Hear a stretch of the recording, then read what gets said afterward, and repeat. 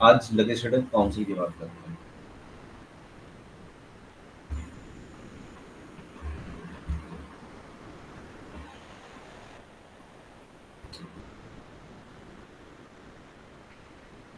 Legislative council की अगर हम बात करेंगे तो इससे रिलेटेड आर्टिकल्स आपको मिल जाते हैं 169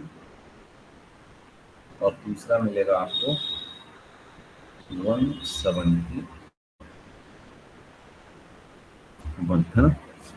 171 और 160 नहीं, 169 मैं आपको पहले ही बता चुका हूँ, ये and abolition and creation of legislative council, और 171 है structure and composition.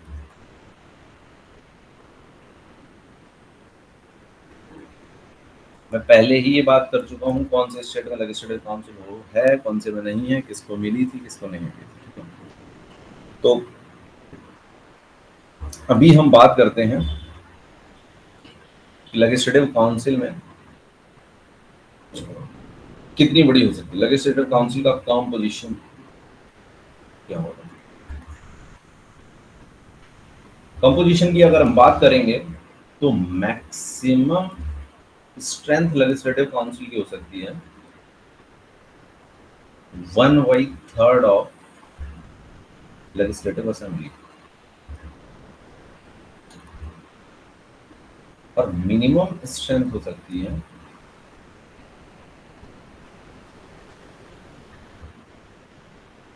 40 members. Maximum हो सकती है 1/3 ऑफ लेजिस्लेटिव असेंबली,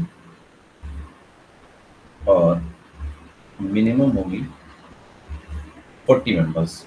अब इसमें एक बात मैं आपको एक्सप्लेन कर देता हूँ यहाँ पे, कि अगर हम बात करेंगे लोकसभा की, तो लोकसभा की प्रेजेंट स्ट्रेंथ है आपकी 543, मैक्सिमम स्ट्रेंथ है अभी इस टाइम पे 550। अगर हम बात करेंगे तो लोकसभा से जो काउंसिल ऑफ मिनिस्टर बनता है वो लोकसभा का 15% यानी 82 होता है। गवर्नमेंट मेजोरिटी फॉर्म करती है लोकसभा से, और वो होती है आपका 50% +1, और वो होता है आपका 273, ठीक है। राज्यसभा की अगर हम बात करेंगे तो उसमें प्रेजेंट स्ट्रेंथ है आपकी राज्यसभा में 245, मैक्सिमम स्ट्रेंथ राज्यसभा में है आपकी 250। लेजिस्लेटिव असेंबली की बात करेंगे तो इसमें आपकी स्ट्रेंथ है अकॉर्डिंग टू पॉपुलेशन, स्ट्रेंथ है अकॉर्डिंग टू पॉपुलेशन। सबसे ज्यादा बड़ी लेजिस्लेटिव असेंबली यूपी की है, और सबसे छोटी आपकी सिक्किम की है। सिक्किम की 32 है और यूपी की आपकी 403 है, ठीक है। लेजिस्लेटिव काउंसिल की अगर हम बात करेंगे, अच्छा, लेजिस्लेटिव असेंबली में मैक्सिमम स्ट्रेंथ कितनी हो सकती है, मैक्सिमम स्ट्रेंथ लेजिस्लेटिव असेंबली में हो सकती है आपकी 500। मिनिमम स्ट्रेंथ लेजिस्लेटिव असेंबली में कितनी हो सकती है, मिनिमम स्ट्रेंथ हो सकती है आपकी 60, लेजिस्लेटिव असेंबली की मिनिमम स्ट्रेंथ, है ना। लेजिस्लेटिव काउंसिल की मैक्सिमम स्ट्रेंथ कितनी हो सकती है, 1/3 ऑफ लेजिस्लेटिव असेंबली, और मिनिमम स्ट्रेंथ कितनी हो सकती है, हो सकती है 40 मेंबर्स। अब लेजिस्लेटिव असेंबली में काउंसिल कितने का हो सकता है, COM कितना हो सकता है, ये 15% मैक्सिमम, और COM 12 मेंबर्स मिनिमम, ठीक है। और कुछ बचा? मैक्सिमम स्ट्रेंथ मिनिमम स्ट्रेंथ से, ठीक है, और कुछ नहीं बचा। यानी राज्य सरकार में 12 मंत्री, मिनिमम 12 मंत्री होंगे, मैक्सिमम 15% होगा। ये सब मैक्सिमम मिनिमम आपका हो गया। अब आ जाते हैं टोटल वापस, ठीक है। तो मिनिमम स्ट्रेंथ 40 मेंबर्स होगी, maximum strength 1/3 of legislative assembly होगी कंपोजिशन में। अब ये इनका स्ट्रक्चर कैसे बनेगा? स्ट्रक्चर इन द सेंस इनका इलेक्शन कैसे होता है? स्ट्रक्चर बनाने के लिए ये कुछ तो इलेक्टेड होंगे और कुछ होंगे नॉमिनेटेड।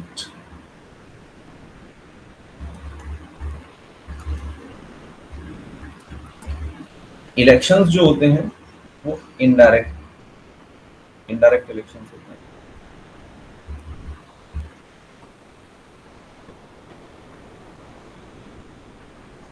और इलेक्शंस कराने के लिए नॉमिनेटेड मैं आगे लिख दूंगा, ठीक है, यहाँ पे सिर्फ इलेक्टेड वाला ही डिस्कस करता हूँ। अब देखो, इलेक्शंस कराने के लिए जो है आपका 4 डिफरेंट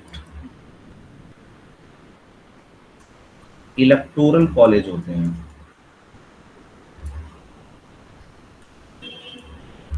और एक और बात जान लो, ECI election commission of India election कराता है, और election commission of India president, vice president, Rajya Sabha और लेजिस्लेटिव काउंसिल, इन सभी के इलेक्शंस एक जैसे होते हैं, एक ही तरीके से होते हैं। बस एक डिफरेंस होता है, वो हम बाद में डिस्कस करेंगे। अभी डिफरेंस क्या होता है, मतलब इन दोनों का ओपन बैलेट हो जाता है इलेक्शन, ओपन बैलेट इलेक्शन होता है, और इन दोनों का क्लोज बैलेट होता है, सीक्रेट बैलेट होता है। यानी इन दोनों में वोट किसने किसको दिया नहीं पता चलता है, इसमें पता चल जाता है, ओपन बैलेट होता है। और 4 डिफरेंट इलेक्टोरल कॉलेज बनते हैं। समझो जरा 4 डिफरेंट इलेक्टोरल कॉलेज क्या है। पहला इलेक्टोरल कॉलेज, पहला है कि जो आपके लेजिस्लेटिव काउंसिल्स के मेंबर होंगे उसमें 1/3। अच्छा, यहाँ पे एक बात और समझ लो जरा, पहले इस बात को समझो, क्वालिफिकेशंस क्या होंगी मेंबर्स की। अगर मैं यहाँ पे मेंबर्स लिख दूं, यानी कोई अगर खड़ा होना चाहे, अगर कंटेस्ट करना चाहे लेजिस्लेटिव काउंसिल के इलेक्शंस में, तो क्वालिफिकेशंस क्या होंगे उसके पास? क्वालिफिकेशंस होंगी आपकी, पहला तो वो भारत का नागरिक होना चाहिए, सिटीजन होना चाहिए। दूसरा, मिनिमम एज उसकी होनी चाहिए 30 इयर्स, 30 साल मिनिमम एज होनी चाहिए। तीसरी क्वालिफिकेशन क्या है? तीसरी क्वालिफिकेशन, जो अदर क्वालिफिकेशन मेड बाई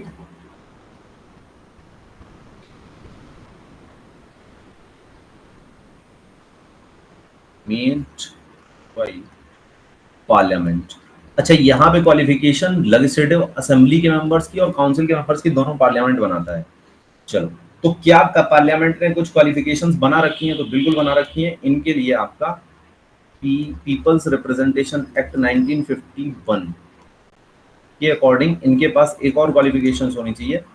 जिस स्टेट से ये इलेक्शन लड़ रहे हैं उस स्टेट में कहीं ना कहीं इनका अच्छा नहीं, जिस जगह से ये इलेक्शन लड़ रहे हैं, जिस भी जगह से ये इलेक्शन लड़ रहे हैं, वहां पे इनका वोट होना चाहिए।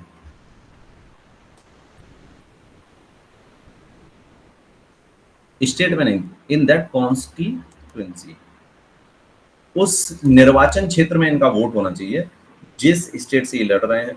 ये तो इलेक्टेड के लिए बना रखा है। अच्छा, इसको यहाँ पे इसे इलेक्टेड कर देते हैं, स्टेट में लिखो। इलेक्टेड के लिए तो ये बना रखा है, और नॉमिनेटेड होगा उसके लिए क्या अलग? तो वहां पे उसका रेजिडेंस ऑफ दैट स्टेट होना चाहिए। अब इसमें स्टेट आएगा, रेजिडेंस ऑफ दैट स्टेट, उस राज्य का रेजिडेंस होना चाहिए, ठीक है। तो ये दोनों क्वालिफिकेशंस, अदर क्वालिफिकेशंस में पार्लियामेंट ने इन लोगों के लिए बना रखी है, याद रखेंगे। अब अब ये जिसके पास क्वालिफिकेशन है वो आपका लेजिस्लेटिव काउंसिल का मेंबर बनने के लिए यानी एमएलसी बनने के लिए क्वालिफाइड है और वो आपका खड़ा हो सकता है, कंटेस्ट कर सकता है इलेक्शंस में। अब ये बात यहाँ पे समझना जरूरी है पहले कि क्या क्वालिफिकेशंस हैं। अब ये क्वालिफिकेशंस है, ऐसा हर व्यक्ति लेजिस्लेटिव काउंसिल के इलेक्शंस में खड़ा हो सकता है जिसके पास ये क्वालिफिकेशन है। लेकिन इनके लिए वोट कौन करेगा? तो वोट करेंगे 4 अलग अलग इलेक्टोरल कॉलेज। अब वोट कौन करेगा वो मैं लिखने जा रहा हूं ये, तो याद रखना ये डिफरेंट चीजें हैं दोनों। तो देखो, इन पूरे मेंबर्स में से 1/3 मेंबर्स के लिए वोट करेंगे एमएलएज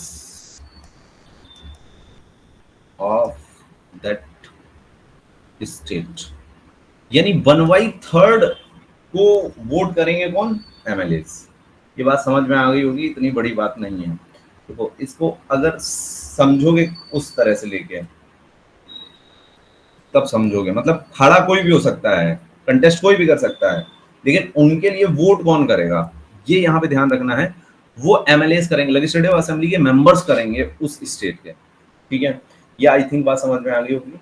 अब इसमें नॉमिनेटेड और इलेक्टेड कुछ नहीं, सब करेंगे। वैसे तो आज के टाइम पे कोई एमएलएस नॉमिनेट होते ही नहीं है, पहले होता था एक एमएलए नॉमिनेट हर लेजिस्लेटिव असेंबली में, एंग्लो इंडियन एक एमएलए, और 2 एमपी लोकसभा में नॉमिनेट होते थे एंग्लो इंडियन। अब एमएलए और एंग्लो एंग्लो इंडियन का नॉमिनेशन ही खत्म कर दिया गया है, अब नहीं होते हैं। तो सारे एमएलए वोट करते हैं। अब दूसरा दूसरा क्या? दूसरा 1/3 मेंबर्स के लिए 1/3 मेंबर्स के लिए वोट करेंगे लोकल बॉडीज। अब लोकल बॉडीज क्या हुई? लोकल बॉडीज में आ जाएगा पंचायत, म्यूनिसिपैलिटी, और हमने आपको अलग अलग तरह की लोकल बॉडी बताई थी जिसमें डिस्ट्रिक्ट बोर्ड, ये वोट करेंगे। और इनके अलावा और भी, ठीक है, जो भी आपकी लोकल बॉडीज होती हैं, 1/3 मेंबर्स को इलेक्ट करेंगे लोकल बॉडीज। तीसरा इलेक्टोरल कॉलेज क्या होगा? तीसरा इलेक्टोरल कॉलेज होगा, देखो 1/12 मेंबर को, अब 1/12 है, 1/12 मेंबर्स को इलेक्ट करेंगे, यानी उनके लिए वोट्स करेंगे उस स्टेट के लेक्चरर्स जो होंगे, जो कम से कम 12th को पढ़ाते हो, 11 12 को पढ़ाते हो।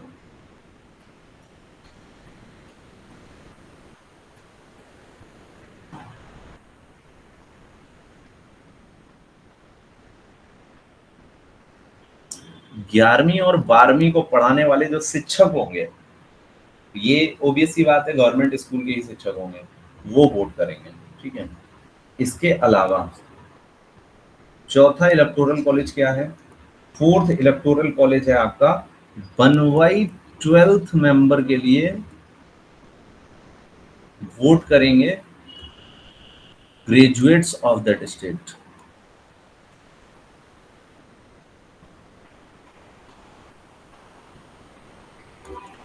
और ग्रेजुएशन 3 इयर्स का होना चाहिए मिनिमम।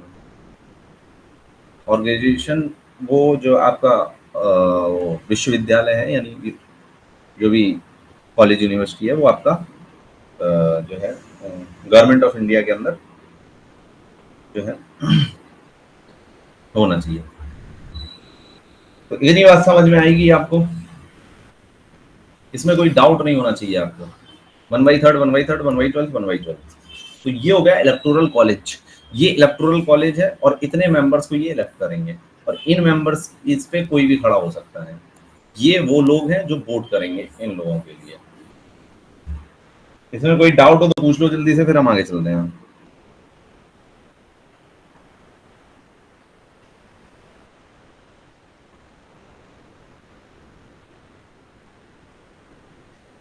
बाकी का सर 1/6 को कौन वोट करता है?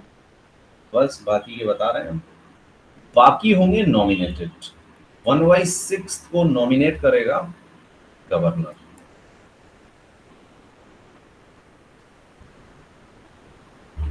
और इनका बेसिस क्या होगा नॉमिनेशन का? राज्यसभा में तो 4 बेसिस थे, यहाँ पे बेसिस होंगे 5। क्या क्या बेसिस होंगे? तो साइंस, जो कि राज्यसभा के 12 मेंबर्स के नॉमिनेशन में भी होता है, आर्ट, लिटरेचर, सोशल वर्क, ये चारों होते हैं राज्यसभा के मेंबर के नॉमिनेशन में भी, यही चार होते हैं, science, art, literature, social work and अगर उसने कोऑपरेटिव मूवमेंट में अपना रोल प्ले किया है, कोऑपरेटिव मूवमेंट, तो उसको गवर्नर अपॉइंट कर देगा, नॉमिनेट कर देगा लेजिस्लेटिव काउंसिल के लिए। तो अब आई थिंक समझ में आ गया होगा आपके। अब आप ऐड करोगे तो टोटल 1 मिलेगा आपको, 1/3 प्लस 1/3 प्लस 1/6 प्लस 1/6 और प्लस 1/12। ठीक है, तो आई थिंक समझ में आ गया होगा कैसे लेजिस्लेटिव काउंसिल के मेंबर्स की वोटिंग होती है। क्लियर हो गया अभी? कोई डाउट नहीं होनी चाहिए इसमें, सिंपल सी चीजें हैं ये। ऐसे करके नॉमिनेशन होता है।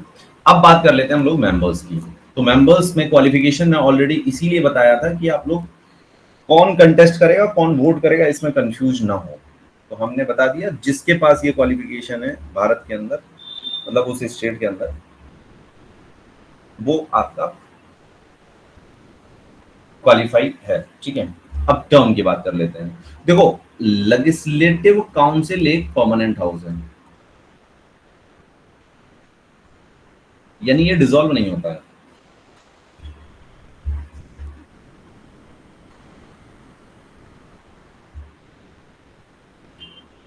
अगर आप टर्म की बात करोगे तो लेजिस्लेटिव काउंसिल एक परमानेंट हाउस है, बट मेंबर्स का यहां पे टर्म होता है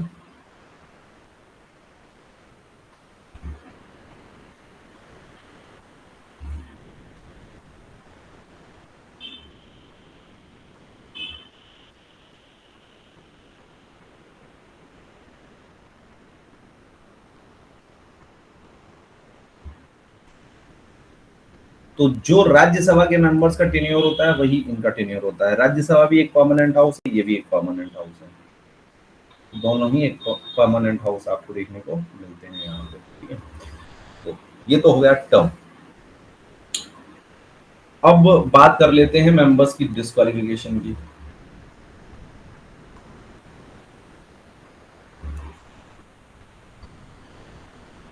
डिस्क्वालिफिकेशन के दो बेसिस हैं, एक तो है anti defection law,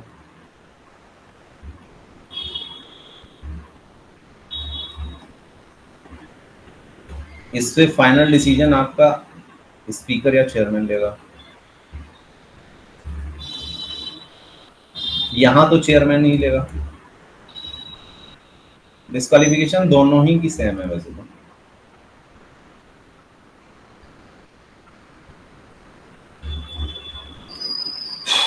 anti defection law के आधार पे, है ना। और अदर डिस्क्वालिफिकेशंस क्या है कि अगर वो ऑफिस ऑफ प्रॉफिट होल्ड कर रहा है कोई,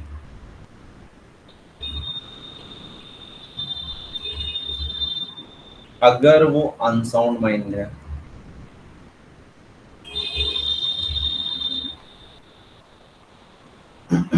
अगर वो बैंकरप्ट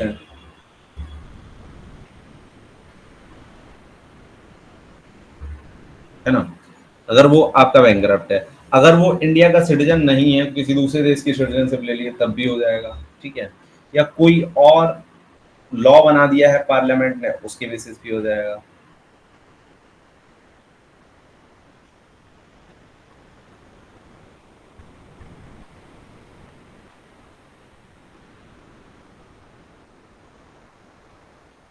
2 इयर्स के लिए आपका प्रिजन हुआ है,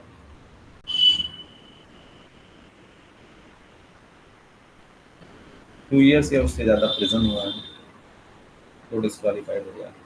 ठीक है, ये मेंबर्स की डिस्क्वालिफिकेशन है। ठीक है, अच्छा, मेंबर्स की सीट वैकेट भी समझी जा सकती है।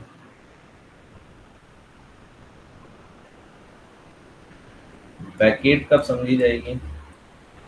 तो जब आपका डिस्क्वालीफाई हो जाए तब बैकेट समझी जाएगी, डिस्क्वालीफाई में बैकेट समझी जाएगी। और दूसरा, अगर 60 डेज absent हो जाए बिना बताए,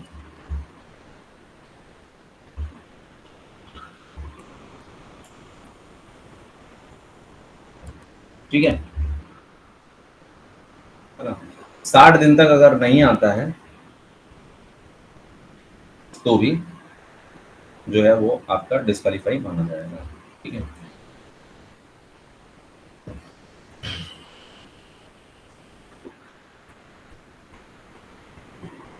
अच्छा, यहाँ पे रिजाइन भी एक आधार हो जाएगा वैसे तो। चलो, ये तो हो गया वेकेशन। अब ओथ किसके सामने लेंगे ये, ओथ दी कहाँ होगी इनकी, तो ओथ दी होगी शेड्यूल 3 में।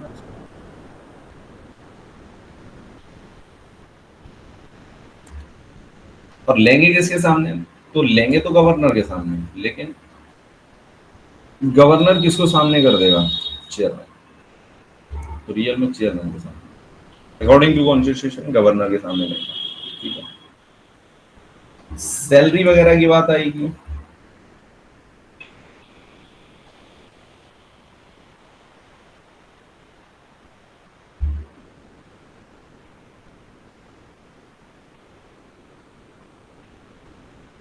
सैलरी एंड पेंशन की बात आएगी। सैलरी एंड पेंशन कौन डिसाइड करेगा, state legislature.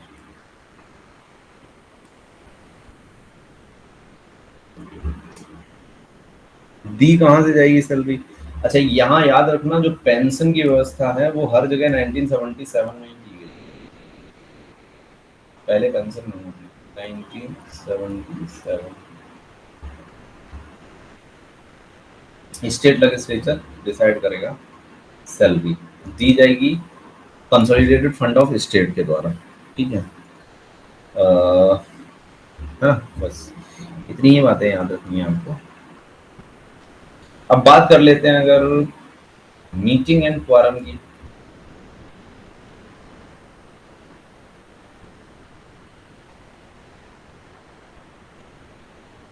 Meeting and quorum की, तो इसमें दो ही बातें आपको याद रखनी है मीटिंग एंड क्वारम में। क्वारम कितना होना चाहिए, एक हाउस को चलाने के लिए कितना क्वारम होना चाहिए, क्वारम होना चाहिए आपका 1/10 टोटल स्ट्रेंथ का।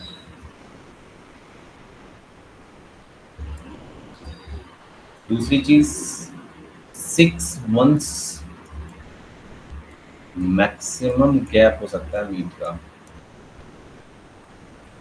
इससे ज्यादा मीट का गैप नहीं हो सकता, मीटिंग का गैप नहीं हो सकता।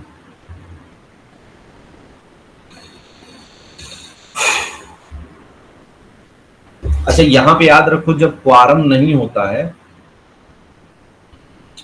तो चेयरमैन ही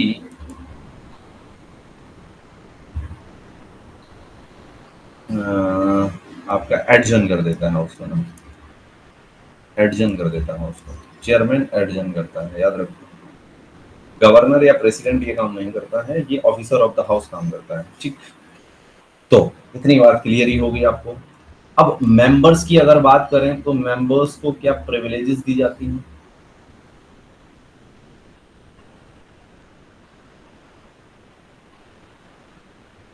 मेंबर्स को प्रिविलेजेस दी जाती हैं, बिल्कुल प्रिविलेजेस दी जाती हैं मेंबर्स को। क्या क्या प्रिविलेजेस दी जाती हैं, क्या क्या विशेषाधिकार मेंबर्स के पास हैं। पहली बात तो फ्री टू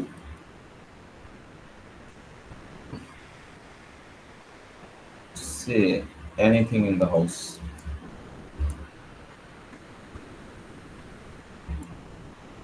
इनको हाउस में कुछ भी बोलने की स्वतंत्रता है, ठीक है, कुछ भी बोल सकते हैं हाउस के पटल पे, ठीक है ना। इनको किसी भी can not be questionable in any court in India.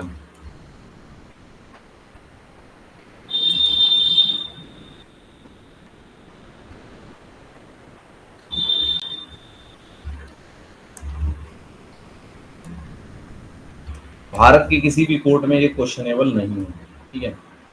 आगे अच्छा, विदाउट परमिशन ऑफ, अच्छा इसमें विदाउट भी तो लिखना है, मतलब कहने का है चेयरमैन और इस परमिशन के बिना किसी को अरेस्ट भी नहीं किया जा सकता।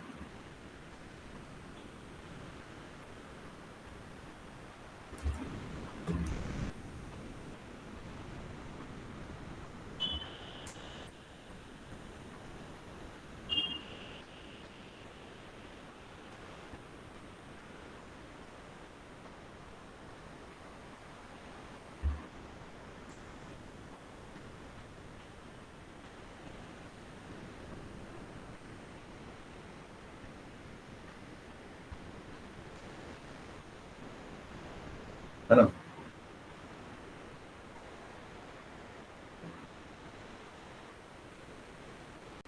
और अगर किसी को बंदी बनाया गया है तो तुरंत उसको आपका अरेस्ट किया गया है तो उसकी तुरंत इंफॉर्मेशन देनी पड़ेगी आपको, जो है आपका चेयरमैन या स्पीकर को, ठीक है।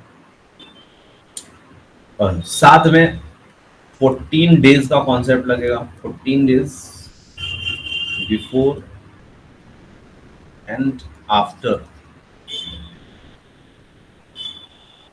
समन ऑफ हाउस।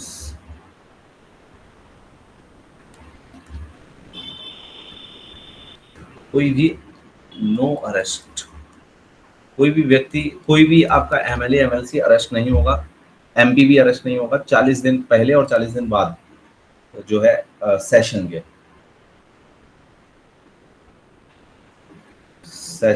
सेशन यहाँ पे याद रखना, सत्र, 3 सत्र होते हैं, 3 सेशन होते हैं आपके, ठीक है। ये मेंबर्स की हो गई प्रिविलेजेस। अब इसके अलावा अब हम कर लेते हैं लेजिस्लेटिव प्रोसेस।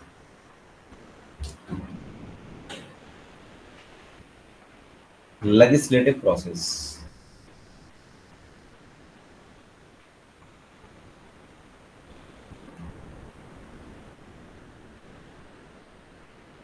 लेजिस्लेटिव प्रोसेस में दोनों ही हाउस आएंगे।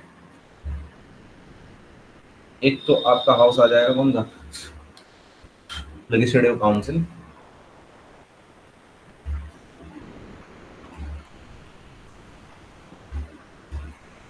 और लेजिस्लेटिव असेंबली।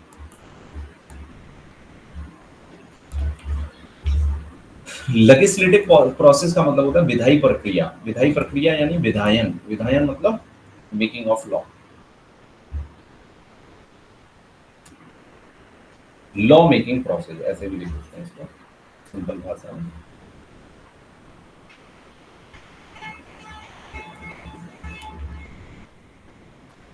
अच्छा, स्टेट लेजिस्लेचर के पास लॉ मेकिंग प्रोसेस की पावर है या नहीं है, तो बिल्कुल स्टेट लिस्ट में एब्सोल्यूट पावर है इसके पास, कम नहीं की जा सकती।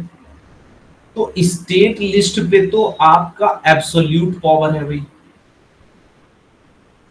एब्सोल्यूट पावर का मतलब है स्टेट लिस्ट पे ये लॉ बनाने के लिए कोई दिक्कत ही नहीं है, लॉ बनाएगा। बाकी कंकरेंट लिस्ट पे पावर जो है वो कंकरेंट है,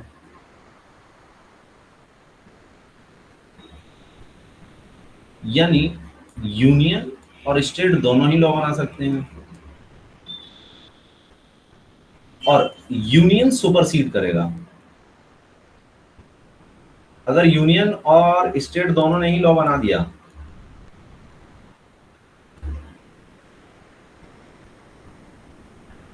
यूनियन और स्टेट दोनों ने ही लॉ बना दिया तो स्टेट आपका, स्टेट का लॉ नल एंड वॉइड हो जाएगा यूनियन के सामने, ठीक है। अब बात कर लेते हैं विधायन प्रक्रिया आखिर चलेगी कैसे, यानी लॉ मेकिंग प्रोसेस चलेगा कैसे। चलो इधर बना लेते हैं इसको।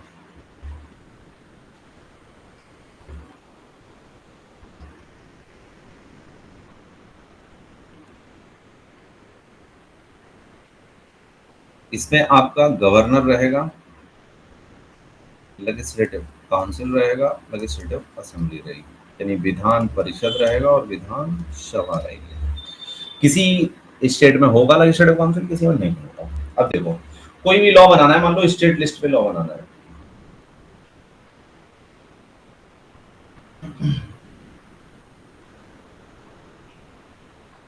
इधर ही बनाते हैं इसको, है ना। कोई भी लॉ बनाना है, मान लो स्टेट लिस्ट पे लॉ बनाना है, तो पहले उसका आएगा बन के बिल। जो प्रोसेस वहां होता था वही यहाँ होगा, ठीक है। लेकिन यहाँ पे याद रखो, बिल कितनी टाइप्स ऑफ बिल आ सकते हैं।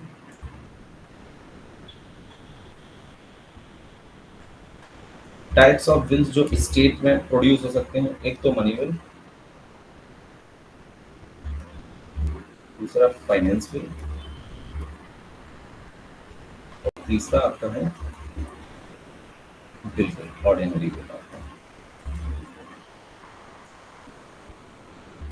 कॉन्स्टिट्यूशनल अमेंडमेंट बिल यहाँ पे आ ही नहीं सकता, ठीक है। कॉन्स्टिट्यूशनल अमेंडमेंट बिल यहाँ पे आपका नहीं आएगा। यहाँ पे ऑर्डिनरी बिल आएगा, मनी बिल आएगा और फाइनेंस बिल आएगा। अब मान लो ये बिल बन के आता है, अब मनी बिल, यहाँ पे कंडीशन है कि मनी बिल कहाँ आएगा, लेजिस्लेटिव काउंसिल में आएगा, तो सॉरी असेंबली में आएगा, लेजिस्लेटिव असेंबली में ही आ सकता है। फाइनेंस बिल, ऑर्डिनरी बिल कहीं भी आ सकता है। मान लेते हैं लेजिस्लेटिव असेंबली में आपका एक ऑर्डिनरी बिल आता है। ऑर्डिनरी बिल का प्रोसेस पहले समझते हैं। ऑर्डिनरी बिल आपका आता है लेजिस्लेटिव असेंबली में। लेजिस्लेटिव असेंबली ने इस बिल को पास कर दिया, लेजिस्लेटिव असेंबली इस बिल को क्या कर देती है, पास कर देती है। एक सेकंड, हाँ जी सर, हाँ जी बताओ।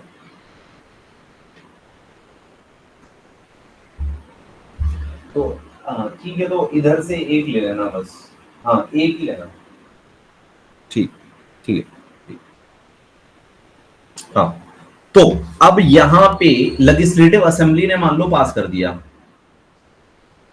लेजिस्लेटिव असेंबली ने मान लो ये पास कर दिया। अब लेजिस्लेटिव असेंबली ने अगर इसको पास कर दिया और ये पहुंचा फिर लेजिस्लेटिव काउंसिल के पास। अब लेजिस्लेटिव काउंसिल क्या कर सकता है, इसको पास कर सकता है, पास करने का ऑप्शन है। इसमें अमेंडमेंट कर सकता है, मतलब अमेंडमेंट कर दिया और अमेंडमेंट करके पास कर दिया, तो अब लेजिस्लेटिव असेंबली के पास दोबारा जाएगा उस अमेंडमेंट के साथ। अगर लेजिस्लेटिव असेंबली अमेंडमेंट को मान के पास कर देती है तो बिल पास माना जाएगा। अगर लेजिस्लेटिव असेंबली बोलती है नहीं, ये अमेंडमेंट हम नहीं मानते, तो डेडलॉक हो जाएगा। और एक काम और कर सकती है, मना कर दे पास करने के लिए, से नो। इन दोनों ही कंडीशन में, और एक और कंडीशन है, अगर 3 मंथ्स तक कोई भी वो ना ले, एक्शन नहीं ले, नो एक्शन। तो इन तीनों कंडीशन में डेडलॉक की कंडीशन आ गई कि अब बिल जाएगा कहां, मतलब पास होगा, हुआ ही नहीं अभी तो ये हो गया आपका डेडलॉक। अब इसमें क्या होगा, इसमें ज्वाइंट सिटिंग का कोई प्रोविजन नहीं है, ठीक है। अब होगा क्या, ये बात कर लेते हैं। नो ज्वाइंट सिटिंग प्रोविजन यहां पे लिख देता हूं। अब सेंटर में होता है तो ज्वाइंट सिटिंग हो जाती है, नो ज्वाइंट सिटिंग प्रोविजन। अब अगर बिल पास कर दिया और अमेंडमेंट करके किया या कुछ भी किया, ये 3 कंडीशन अगर हुई, अगर लेजिस्लेटिव असेंबली ने सेम बिल को दोबारा से पास कर दिया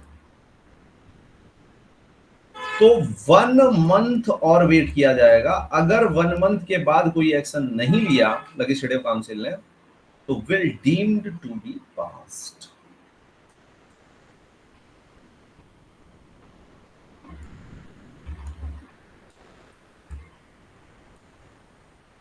यानी कहने का मतलब मोटा मोटा ये है यहाँ पे कि लेजिस्लेटिव काउंसिल के पास डेडलॉक को सॉल्व करने के लिए बस 4 ही महीने हैं टोटल में, लेकिन उसकी चलेगी नहीं। तो legislative council is very less, have very less power.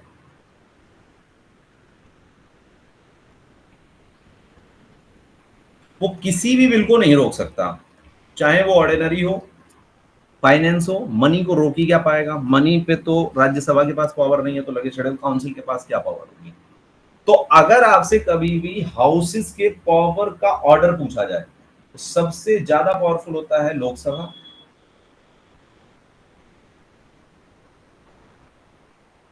Lok Sabha, फिर हम विधानसभा रखेंगे, फिर रखेंगे राज्यसभा को, और फिर रखेंगे लेजिस्लेटिव काउंसिल को।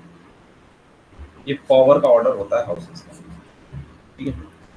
तो आई थिंक ये बात समझ में आ गई होगी आपके, कोई इशू इसमें नहीं होना चाहिए, है तो बताओ। ये है आपका पूरा लेजिस्लेटिव लेजिस्लेटिव प्रोसीजर, उसका इसका आपका लोकसभा, सॉरी लेजिस्लेटिव असेंबली और लेजिस्लेटिव काउंसिल का। बाकी money will can only be present in legislative assembly, और ये आपका लेजिस्लेटिव काउंसिल को दिया जाता है फॉर 14 डेज ओनली। जो करना है 14 डेज में कर लो, बाकी फिर पास माना जाएगा। तो इतनी बात समझ में आ ही गई होगी, कोई दिक्कत यहाँ पे होगी नहीं। बाकी सब वही कहानी है, कैसे लेजिस्लेटिव काउंसिल में कैसे बिल आएगा, लेजिस्लेटिव असेंबली में कैसे जाएगा, है ना, ये सब कहानी सेम है, बस यही कहानी में डिफरेंस है, बाकी सब सेम है, कोई दिक्कत नहीं है। कोई और इशू आ रहा हो तो पूछ सकते हो आप, जल्दी से बताओ, जल्दी से बताओ। इतनी बात समझ में आ गई?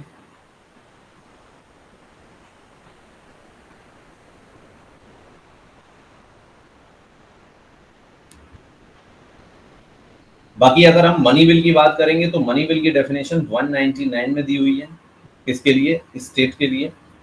200 में आपको पता ही है असेंट ऑन विल्स है, 201 में विल रिजर्व फॉर प्रेसिडेंट है ना, रिजर्वेशन पता है आपको, ये है assent on wills by governor, ठीक है। और अगर बात करेंगे हम 202 की, 202 में आपका दिया हुआ है एनुअल फाइनेंशियल स्टेटमेंट, यानी एएफएस फॉर स्टेट, यानी बजट जिसे आप कॉमन लैंग्वेज में कहते हो। अब वहां पे याद रखोगे तो बजट 112 में दिया है यूनियन में, यहाँ पे बजट दिया है 202 में, तो वही 10 कम है, वहां पे 10 वाइस प्रेसिडेंट के बढ़ जाते हैं, यहाँ पे 10 वाइस प्रेसिडेंट वाले कम हो जाते हैं, ठीक है, 202 है। ये भी आप ध्यान रखना 196 है, वहां पे तो आपको पता ही है। चलो ये हो गया, किसी का कोई डाउट नहीं होना चाहिए इसमें से हमारे हिसाब से। तो ये आपका लेजिस्लेटिव काउंसिल यहीं पे खत्म होता है।